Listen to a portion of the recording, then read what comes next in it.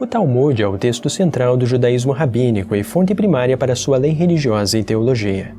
Seus textos, escritos a partir do início do século III, contêm antiquíssimas tradições que foram transmitidas verbalmente pelos rabinos ao longo da história, rastreadas, inclusive, aos períodos do Templo Sagrado de Jerusalém. Sabendo disto, o Talmud poderia nos ajudar a compreender melhor o cristianismo primitivo. Ele pode nos ajudar a entender o Jesus histórico e, mais especificamente, o que o Talmud fala sobre Jesus e qual é a relevância histórica destes textos. É o que nós iremos compreender hoje em mais um vídeo da série Professor Responde.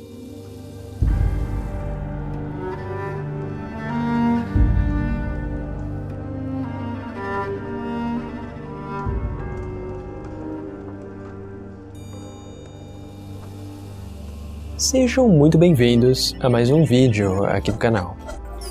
Talvez uma das perguntas mais frequentes realizadas por muitos de vocês, inscritos aqui do canal, especialmente nos vídeos mais antigos em que eu já abordei sobre a cultura e a história judaica, mas também é uma pergunta muito frequente em vídeos da nossa série História do Cristianismo, é sobre quais seriam as relações existentes entre a literatura rabínica e o cristianismo primitivo, o cristianismo antigo. Mas, ainda nesta mesma linha de pensamento, uma pergunta mais específica é sobre o que o Talmud fala a respeito de Jesus de Nazaré. Esta pergunta muito provavelmente desperta determinadas curiosidades em muitas pessoas, especialmente porque nas redes sociais hoje, tanto em vídeo aqui no YouTube, assim como em outras redes sociais de forma escrita, nós encontramos muitos materiais relativos a este assunto, mas que normalmente, em grande parte, são materiais de natureza polêmica, feitos por cristãos fundamentalistas contra o Talmud. E hoje, diferente desta perspectiva, nós iremos observar qual é a visão do historiador a respeito destes textos e como o Talmud pode nos ajudar, ou em que sentido, a compreender melhor sobre o cristianismo antigo ou, talvez, até mesmo ao próprio Jesus de Nazaré. É o que nós vamos ver, então, no vídeo de hoje. É claro que antes de realizarmos aqui a leitura destes textos que contém no Talmud sobre Jesus de Nazaré, primeiro de tudo, é muito importante nós realizarmos uma contextualização histórica a respeito do Talmud, antes de realizar essas leituras. Assim como também, como uma pequena nota, é sempre importante contextualizar todos os documentos que nós vamos realizar uma leitura, se queremos compreender de fato o que eles querem dizer, o que eles podem dizer para nós nos dias de hoje, inclusive, especificamente, nos dias da Antiguidade, no período antigo, quando estes foram desenvolvidos. Em relação ao Talmud, o que é primeiro muito importante compreendermos é sobre o período em que eles foram desenvolvidos. Como muitos já devem até mesmo ter o conhecimento, que eu já abordei em outros vídeos aqui do canal sobre especificamente o Talmud, em síntese, ele é um compêndio de tradições que foram transmitidas primeiramente em sua forma verbal pelas comunidades judaicas e os diferentes rabinos em diferentes e sucessivas gerações ao longo da história, até serem postos por escrito durante o período entre o terceiro século e o sexto século da Era Comum, postos por escritos ao menos aqueles conjuntos de textos que fazem parte da coluna central do Talmud, que compreendem o Talmud especificamente, e são aqueles conjuntos chamados de a Mishnah e a Gemara. Também é importante neste sentido nós termos uma breve compreensão de que foram elaboradas, na verdade, duas Gemarot diferentes. Uma Gemara foi elaborada no território da Mesopotâmia, nas academias rabínicas de Sura, Pumbedita, Nehardeia, dentre outras comunidades que se encontram na região que normalmente era denominada como a Babilônia, e por isso é chamado de o Talmud da Babilônia, e um outro compêndio de escritos, comentários a Mishnah, isso é, uma outra Gemara, que foi desenvolvida no território de Israel-Palestina, que forma o que hoje nós conhecemos então como o Talmud palestino, ou ainda chamado também por alguns de o Talmud de Jerusalém, mas que, na verdade, a sua Gemara não foi desenvolvida na cidade de Jerusalém, mas, por vezes, ele recebe também este nome. E todos estes escritos mais antigos que fazem parte do Talmud, a Mishnah e a Gemara, foram escritos entre o século III e o século VI da Era Comum. É claro que no Talmud, nos dias de hoje, nós temos ainda vários outros escritos que foram desenvolvidos posteriormente, adentrando a Idade Média e até mesmo ainda mais para frente. Mas para nossa compreensão especificamente sobre Jesus no Talmud, este é o período de tempo que é importante de nós compreendermos, entre o III e o VI século. E nesta linha de pensamento, algo muito importante que talvez muitos de vocês já devem ter conhecimento, especialmente os inscritos mais antigos aqui do canal, pois é um método, um princípio histórico que eu normalmente menciono muitas vezes aqui, é sobre os cuidados que nós devemos ter em relação a uma tradição oral, especialmente relacionada a histórias, quando elas vão sendo contadas de forma oral ao longo das gerações, porque elas podem ir gradualmente recebendo modificações e deformações de sua história original. Normalmente, os historiadores utilizam como método ou princípio a ideia de que se uma história ela ultrapassa de 6 a 8 gerações, ela já perdeu boa parte de seu conteúdo histórico primitivo, o que tornaria muito difícil nós compreendermos o que existe de histórico em algum texto que foi escrito depois de muito tempo sendo transmitido em sua forma oral. A maioria dos historiadores pensa que uma tradição oral ela ainda poderia remontar a muitos aspectos históricos se ela tem, no máximo, cerca de 150 anos. Claro, um pouco mais, às vezes um pouco menos, dependendo do historiador e dependendo também de casos específicos nas diversas culturas ao redor do mundo. E isto já levanta um questionamento importante que nós devemos ter em relação ao Talmud falando sobre Jesus, porque nós estamos aqui diante de textos que foram escritos séculos após Jesus de Nazaré. Então é um cuidado que nós devemos ter de que afirmar de que eles contêm alguma coisa de histórica, utilizando este princípio de transmissão oral, como já faz cerca de 3, 4 séculos ou mais que eles foram escritos, do que os eventos realmente de Jesus de Nazaré, muito provavelmente cai muito baixo, ou quase nós não temos informações históricas de fato sobre Jesus ali encontradas.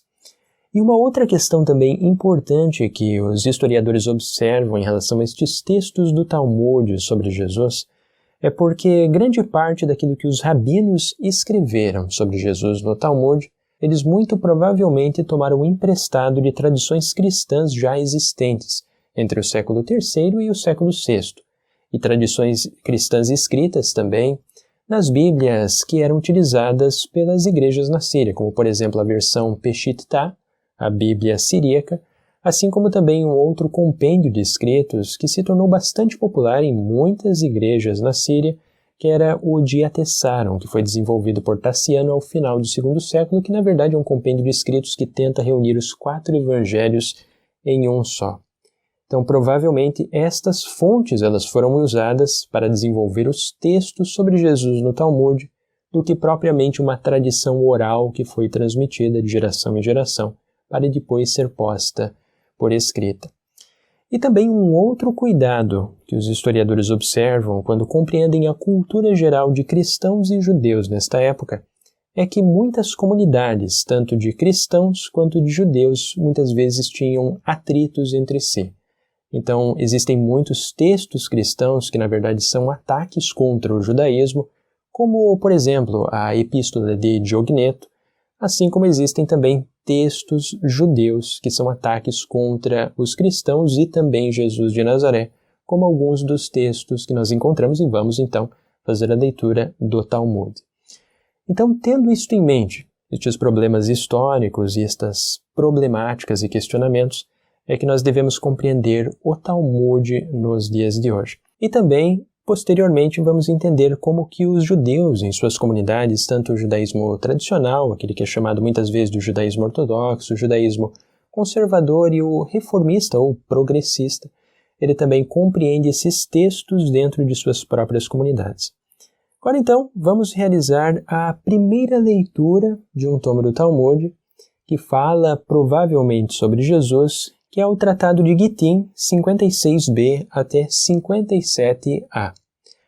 Antes apenas de nós realizarmos essa pequena leitura deste Tratado de Gittim, como uma nota importante, é que o Talmud também, neste tratado aqui, nós não temos uma certeza em absoluta se ele está referindo-se de fato a Jesus de Nazaré. Isto porque ao longo de toda a história do texto escrito do Talmud, incluindo este, que nós iremos realizar a leitura primeira, que é Gittin, ele recebeu ao longo da história certas censuras, porque como nós também já estudamos em outros vídeos aqui no canal, existiram muitos debates entre judeus e cristãos, várias disputas que foram elaboradas durante o período medieval, como a disputa de Tortosa, a disputa de Barcelona, a disputa de Paris, dentre várias outras, que acabou censurando o Talmud em vários aspectos, retirando talvez possíveis comentários sobre Jesus, ou muitas vezes ainda, muitos destes textos eles foram filtrados pelos próprios rabinos para não dar a entender que se refere a Jesus de Nazaré, ou ainda, nos piores casos, muitos tomos do Talmud foram queimados, inclusive são perdidos até hoje.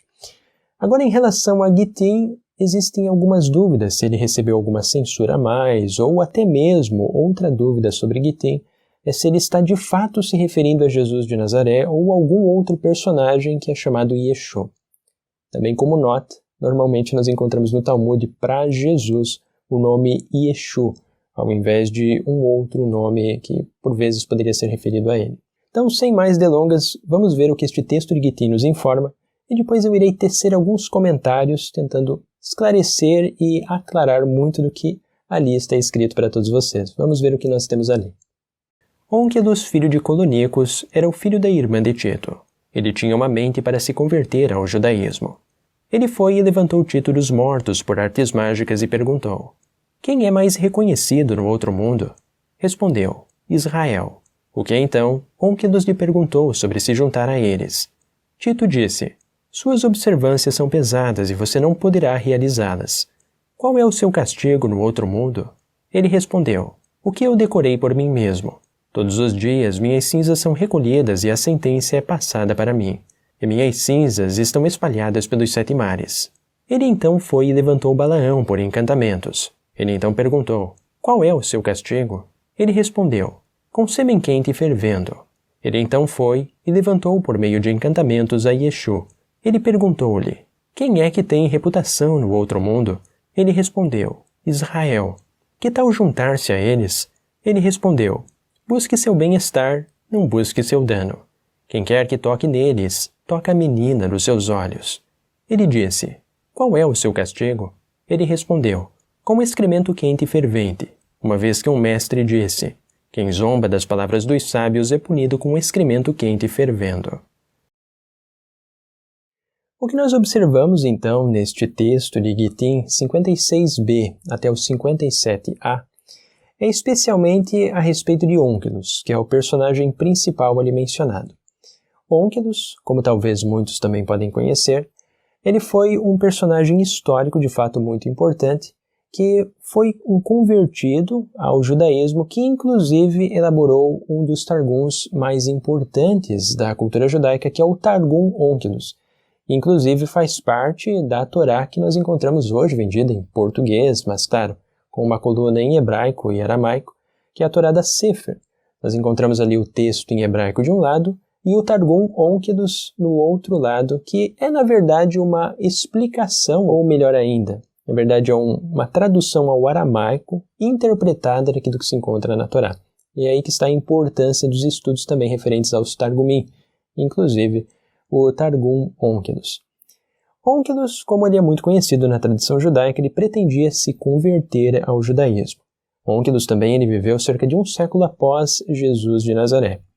E segundo essas histórias que nós encontramos ali, histórias obviamente em grande parte lendárias, nós observamos que Onkelos foi tentando, por certos encantamentos mágicos, conversar com pessoas que já haviam morrido e perguntar para elas se era uma boa ideia ele se converter ao judaísmo e aceitar o povo de Israel como o seu povo. Então, primeiramente, ele levanta o general Tito, que foi o responsável por conquistar Jerusalém, destruir o templo sagrado no ano 70. Posteriormente, também, ele conversa com Balaão, que é muito conhecido da tradição rabínica, que, inclusive, Pode ser encontrado na Torá, no livro de Números, capítulo 22, e posteriores ainda, um dos mágicos mais conhecidos e comentados na tradição rabínica. E por último, um personagem chamado Yeshu, que em algumas versões do Talmud ele é alterado para os pecadores de Israel. E o interessante que nós observamos ali é que cada um destes personagens eles receberam certas punições no além-túmulo, como por exemplo Tito. Segundo este tratado, ele foi condenado a ter suas cinzas espalhadas pelos 7 mares e ainda ter todo o seu corpo queimado, de forma geral. Também nós temos ali Balaão, que foi condenado a ser queimado em sêmen quente fervendo. E por último, este personagem, Yeshu, que pode talvez se referir a Jesus de Nazaré, como tendo sido contrário à palavra dos sábios de Israel, e por isto condenado a estar sofrendo a punição em excrementos ferventes. É possível, talvez, que este Yeshu esteja se referindo a Jesus de Nazaré, e que nós compreendemos aqui de que para os rabinos naquela época, ao menos os rabinos que desenvolveram estes textos, Yeshu ele era alguém que levou o povo de Israel ou seus discípulos a praticar aquilo que seria contra o ensinamento dos sábios, e por isto que ele recebeu esta condenação. É isto que nós encontramos simplesmente aqui em Gitim. O nosso próximo texto que iremos realizar a leitura se encontra no Tratado Talmúdico de Sanedrim, fólio 43a. Vamos observar o que este texto também nos informa. Na véspera da Páscoa, Yeshu foi enforcado. Por 40 dias antes da execução, um arauto saiu e gritou: "Ele está condenado ao apedrejamento porque praticou feitiçaria e seduziu Israel para a apostasia. Qualquer um que possa dizer qualquer coisa a seu favor, permita que se apresente e pleiteie por ele." Mas desde que nada foi apresentado em seu favor, ele foi enforcado na véspera da Páscoa. Nossos rabinos ensinaram. Yeshu teve 5 discípulos: Matai, Nakai, Nezer, Bani e Todá. Este texto provavelmente faz uma referência mais segura a Jesus de Nazaré, porque nós encontramos aqui, inclusive, que ele foi enforcado na véspera de Páscoa. E também menciona este texto de Sanedrim 43a, de que ele teria alguns discípulos, especificamente 5 discípulos cujos nomes ali nós realizamos a leitura. Agora aqui, o que nós observamos de diferente em relação à história dos evangelhos é em relação à forma de sua execução, que é mencionado ali que ele estava para ser apedrejado, mas acabou sendo enforcado na véspera de Páscoa. Agora aqui nós temos um problema histórico. O primeiro problema histórico é porque se esta tradição realmente não remonta dos evangelhos, mas foi um compêndio de histórias que foram transmitidas de forma oral ao longo dos séculos, nós já conseguimos observar o quanto ela está diferente daquilo que é mencionado nos escritos mais antigos. Não apenas escritos cristãos sobre a execução de Jesus, mas também outros escritos romanos da antiguidade, como sendo os mais antigos, aqueles bem conhecidos, Tácito, Suetônio e Plínio Jovem.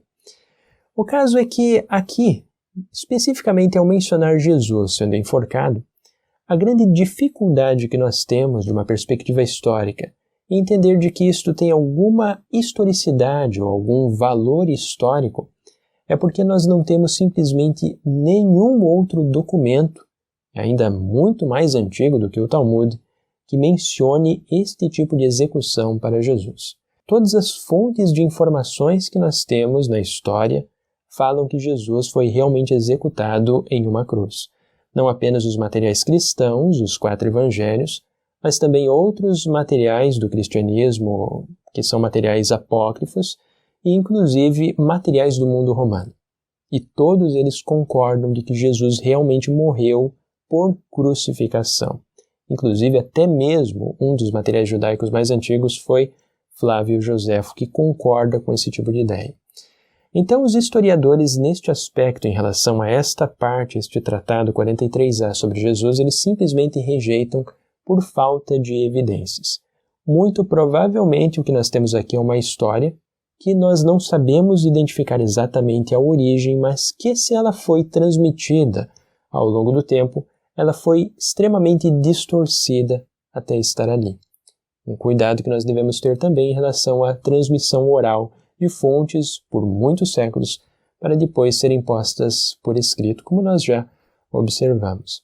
Agora, um outro texto muito importante se encontra também neste mesmo tratado, Sanedrim, mas agora folho 107b.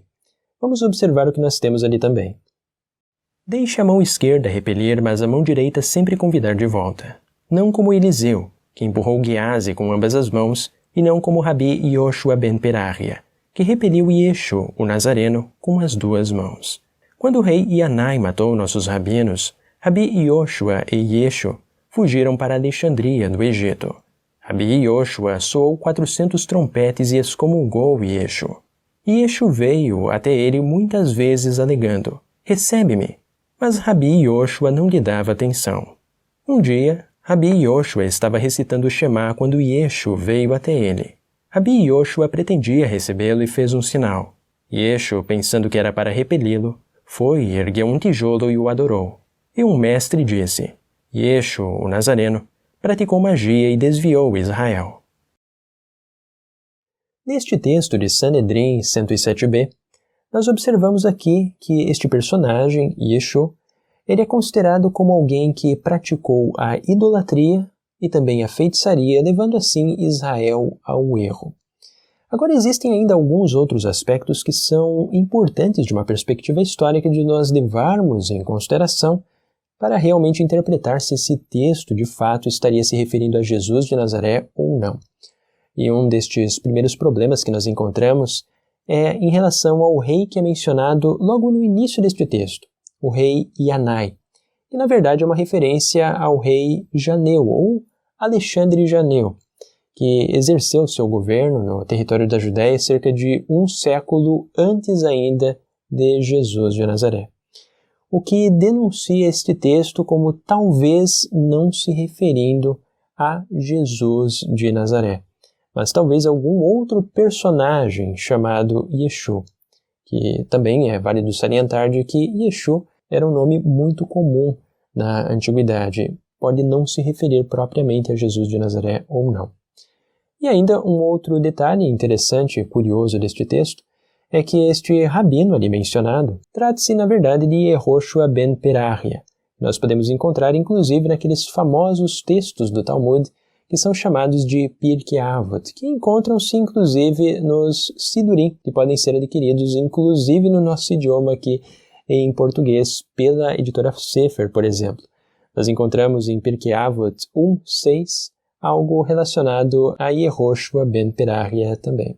Em síntese, estes três textos são os mais amplamente considerados por historiadores e estudantes do Talmud de forma geral, como tendo uma referência mais direta a Jesus de Nazaré, apesar de, obviamente, não ser uma unanimidade. Existem muitos acadêmicos e historiadores, inclusive, que consideram que talvez estes textos podem estar se referindo a algum outro personagem histórico também chamado Yeshua. Mas ainda existem outros textos, que vamos realizar a leitura aqui, que foram ainda textos censurados especificamente na disputa de Paris, que ocorreu no ano de 1240. E um destes, que foi censurado e foi considerado como uma referência a Jesus de Nazaré, é ainda também no Tratado de Sanedrim, mas agora Sanedrim 106a-b. Vamos compreender o que este texto também nos informa. Também Balaão, filho de Beor, o adivinho, matou os filhos de Israel à espada. Adivinho? Mas ele era um profeta. Rabi Yohanan disse, no começo ele era um profeta, mas posteriormente um adivinho. Rabi Papa observou, isto é o que dizem os homens. Sua mãe, que era descendente de príncipes e governadores, se prostituiu com carpinteiros. Um certo herege disse a Rabi Hanina, você ouviu quantos anos tinha Balaão? Ele respondeu, na verdade não está declarado, mas devido estar escrito que homens sanguinários e fraudulentos devem viver apenas metade dos seus dias, segue-se que ele tinha 33 ou 34 anos de idade. Ele acrescentou, disseste corretamente. Eu pessoalmente tenho visto a crônica de Balaão, no qual está escrito, Balaão, o coxo, tinha 30 anos quando Finéias, o ladrão, o matou. Mar, o filho de Rabina, disse a seus filhos, no caso de todos aqueles mencionados como não tendo nenhuma porção no mundo futuro, você não deve tomar as passagens bíblicas que lidam com eles para expô-los em seu descrédito, exceto no caso do malvado Balaão. O que quer que você encontre escrito sobre ele, faça uma palestra em sua desvantagem. Nós observamos então neste texto de Sanedrim 106a-b, ele está se referindo a Balaão, mas muito provavelmente neste caso ele é um arquétipo, uma censura de Balaão como uma referência a Jesus de Nazaré. Porque nós encontramos ali neste texto muitas referências às ideias que poderiam ser aplicadas a Jesus, como por exemplo em relação à sua idade, na casa dos 30 anos, em relação também às crônicas de Balaão, que poderia ser uma referência meio que secreta pelos rabinos em relação aos evangelhos, e também a respeito de Finéias, que é considerado como um ladrão que teria o matado. E provavelmente Finéias seria uma referência a Pôncio Pilatos. É claro que também nós não sabemos dizer com precisão se aqui nós temos uma referência direta a Jesus de Nazaré ou não. Mas o que nós sabemos é que na história, de fato, este foi um dos textos utilizado na famosa disputa de Paris, em 1240, como algo que estaria se referindo a Jesus e que foi condenado pelos cristãos da época, como algo que seria contrário ao cristianismo também. Ainda nós vemos algo muito curioso logo ao final deste texto, que é uma referência aos rabinos falarem mal ou fazerem sermões ou palestras, neste caso ali, contra este personagem Balaão. Agora aqui realmente nós temos uma grande dificuldade em identificar se de fato se refere a Jesus de Nazaré ou o Balaão, como é considerado muitas vezes os ímpios de forma geral nos textos e na tradição rabínica. Porque Balaão é um personagem de fato muito conhecido na tradição rabínica, inclusive sendo mencionado na Torá, na Parashá Bilak, em Números 22, e os rabinos se aproveitam de fato desta ocasião, desta Parashá específica, para falar e fazer sermões contrários aos inimigos de Israel até os dias de hoje. Então, é um fato que aqui nós não sabemos dizer com precisão se realmente nós estamos diante de um texto que talvez recebeu alguma censura e originalmente falava sobre Jesus de Nazaré, ou se de fato estava falando sobre Balaão, um arquétipo de inimigo de Israel. Nós temos dúvidas em relação a este texto, mas sabemos que foi utilizado pelos cristãos na história como uma referência a Jesus e contrários ao Talmud.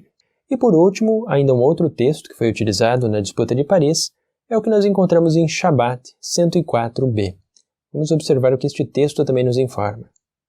Rabi Eliezer disse aos sábios: Mas não foi bem Estada que trouxe bruxaria do Egito por meio de arranhões, na forma de encantos sobre a sua carne? Então ele era filho de Estada, ou certamente era filho de Pandira? Disse Rabi Rizda: O marido era Estada, mas o amante era Pandira. Mas sua mãe era Miriam, a cabeleireira? É como dizemos em Pumbedita: Esta tem sido infiel, afastando-se de seu marido. O que nós observamos em mais este pequeno texto de Shabat 104b é que provavelmente este nome, esse sujeito Ben Stada, é uma referência a Jesus de Nazaré. É considerado como alguém que trouxe bruxaria, encantamentos do Egito, e também ele era um filho bastardo, um filho de uma mulher adúltera. Então, em síntese, estes textos que nós realizamos a leitura, além de outros textos também que seguem linhas muito semelhantes de ideias que nós também encontramos ali no Talmud, basicamente uma síntese é que Jesus é considerado como alguém que é filho de uma mulher adúltera, isto é, um bastardo, que foi para o Egito e estando lá aprendeu magias e encantamentos, e ao retornar ensinou o povo de Israel a praticar magia, idolatria, a zombar dos sábios de Israel, e por conta disto ele foi condenado. É basicamente esta a visão que o Talmud nos traz sobre Jesus de Nazaré. Uma visão que, como já expliquei anteriormente, em muitos aspectos ela não traz realmente um fundo histórico de valor para nós compreendermos, ao menos com base nestes textos, algo a respeito de Jesus de Nazaré, mas que na verdade são vários escritos lendários e polêmicos entre judeus e cristãos que haviam séculos após os eventos relacionados a Jesus de Nazaré. Agora, nos dias de hoje, dentro da comunidade judaica religiosa, é um pouco dividido a forma como os judeus observam estes textos.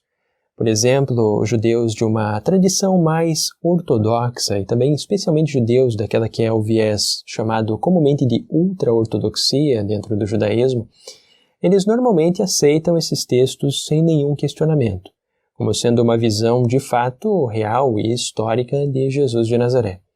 Enquanto outros judeus, já de linhas mais do judaísmo conservador e especialmente ainda do judaísmo progressista, entendem as particularidades históricas em que estes textos foram concebidos e que faz parte da grande maioria dos judeus religiosos nos dias de hoje, de entender que, de fato, esses textos, apesar de terem a sua importância para compreender os atritos entre judeus e cristãos ao longo da história, especialmente ao final da Antiguidade e início da Idade Média, eles não revelam quem de fato foi Jesus de Nazaré.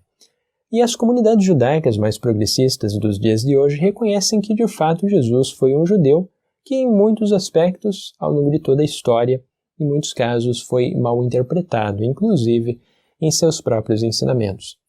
Agora, a importância especial do Talmud que nós devemos ter em mente para de fato nos ajudar a compreender sobre o Jesus de Nazaré histórico e os inícios do cristianismo não está propriamente nestas referências mais diretas a Jesus de Nazaré, mas a importância do Talmud se encontra em nós compreendermos todo o pano de fundo social e religioso dos tempos de Jesus e dos primeiros cristãos. E é neste sentido que nós devemos, sem qualquer sombra de dúvida, estudarmos com profundidade o Talmud, estudarmos ele e também em seu contexto histórico específico, para nos ajudar a compreender melhor os inícios do cristianismo e inclusive os inícios do judaísmo rabínico. Esta é a visão que os historiadores têm quando realizam leituras sobre Jesus no Talmud ou até mesmo procuram indícios que ajudem a compreender melhor o cristianismo primitivo. Agradeço muito a atenção de todos vocês em mais esse vídeo aqui do canal, especialmente a todos aqueles que realizaram as suas perguntas voltadas a este tema. Espero ter esclarecido grande parte delas. E para aqueles que querem ainda acrescentar mais coisas, opiniões ou ainda mais perguntas em torno deste tema, podem escrever seus comentários logo aqui embaixo do vídeo no YouTube. Também para aqueles que gostaram de mais este estudo, não se esqueçam de deixar o like aqui no canal. Se não são inscritos ainda, também se inscrevam aqui. E conheçam a lojinha do professor e o Apoie-se, também ambos links aqui embaixo do vídeo. Agradeço muito a todos os que acompanharam e nos vemos muito em breve em mais um estudo aqui do canal.